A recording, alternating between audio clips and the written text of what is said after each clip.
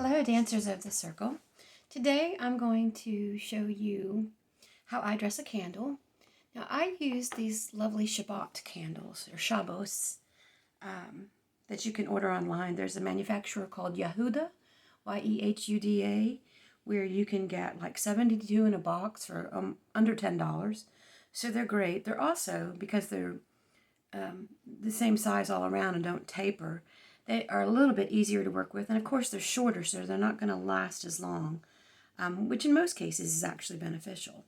So I'm going to show you how I dress my candles for ritual purposes, and where I don't have to worry about it having too much oil or too many herbs. I've never had an issue with the amount that I put on that I'm going to demonstrate for you now. But I'm first going to start, and I'm going to use the example today for a prosperity spell to Shai. If you're Kemetic, you'll know who Shai is, but he's the Egyptian Netjer of fortune and destiny, associated with Mesenet and Renenet, who are also present at our birth and throughout our lives. So what I'm doing is I'm simply carving the name Shai into my candle, like that. And then, if you're doing a love spell or a spell for growth or a spell for a job, you'll want to put in some kind of symbol that represents your intent.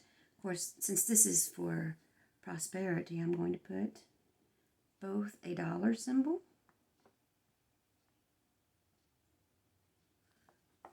on one side and my pitiful artistic version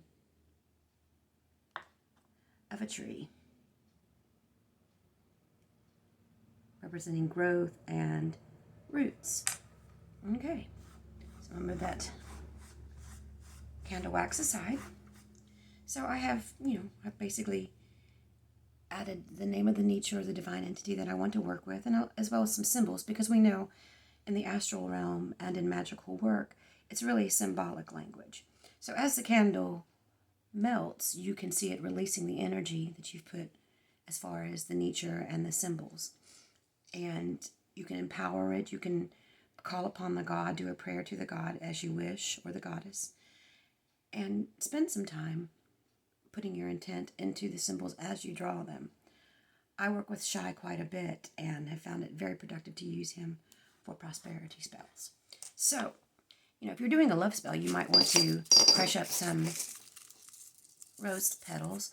I actually like to use hibiscus because it retains its color better, and it also is good for emotional well-being and health.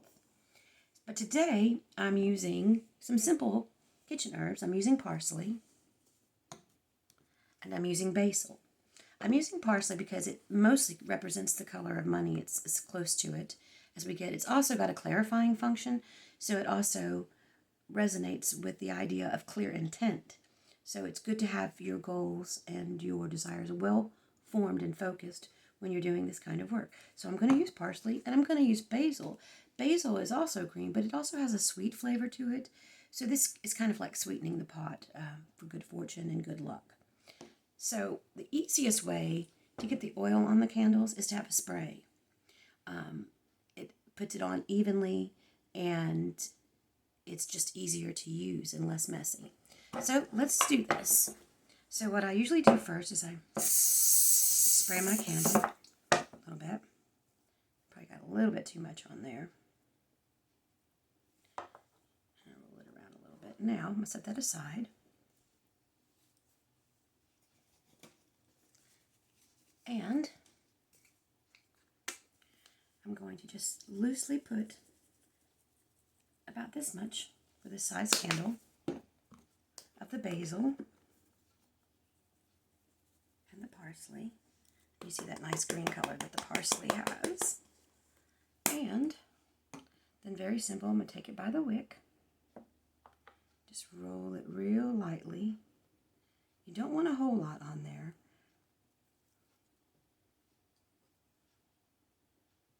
And that is about as much as I had put on mine. It's still got a nice color. and it will burn safely as long as you don't leave the candle unattended, of course. Make sure there's nothing flammable or that can catch fire from the flame nearby. And these candles usually burn about 2.5 hours to 3 hours. So you can just imagine, you can actually focus and keep it around in your peripheral so that every time you see the candle burning, you can project that energy as it's released into the universe. And of course, you can empower your herbs before you roll the candle in them. I basically gave you the intent of why I'm using those herbs. So you want to empower that energy and have those thoughts in your mind as you create your dressed candle. So very simply, a dressed candle to Shai that I will burn today in hopes of continued increase in my self-employment, my bookstore, etc. And before the cat hops up here and decides to play with me, I'm going to stop the video. But thank you, Dancers of the Circle, for joining me. You can find me on Instagram at Knoxville Rose, and of course at Temple of Mott Knoxville on Instagram and Facebook. And please tell your friends about the Patreon channel. We also have a special membership for women who want to restore the goddess in their lives and explore that journey within and without. My name is Rose. Thank you so much for joining me. And until next week, I hope you have a wonderful one.